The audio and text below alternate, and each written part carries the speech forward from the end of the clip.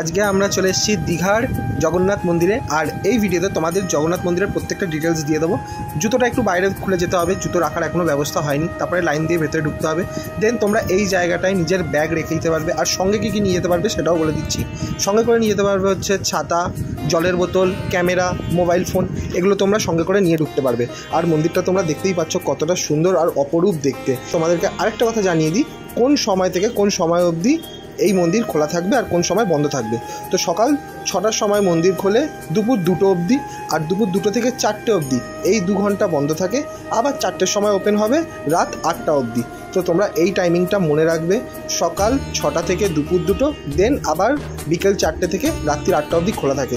পুজো দেওয়ার ব্যবস্থাটাও তোমাদেরকে বলে দিই, এখানে পুজো দেওয়ার ব্যবস্থা এখনও পুরোপুরি কমপ্লিটলি চালু হয়নি। বাট তোমরা যদি সেখানে মিষ্টি নিয়ে যাও, তোমাদেরকে সেই মিষ্টিটা পুজো দিয়ে পুরোহিতরা আবার তোমাদেরকে ফেরত দিয়ে দেবে। আর ভেতরটা অপরূপ সুন্দর দেখতে, খুবই সুন্দর বানানো হয়েছে। তারপর তোমরা এই জায়গা থেকে আবার তোমরা ব্যাগ কালেক্ট করে নেবে টোকেন দিয়ে। আর রাতের ভিউটা জাস্ট মারাত্মক দেখতে, অসাধারণ দেখতে। তোমরা দেখে বুঝতেই পারছো যে কতটা সুন্দর লাগছে রাতের এই অপরূপ সুন্দর মন্দিরটা।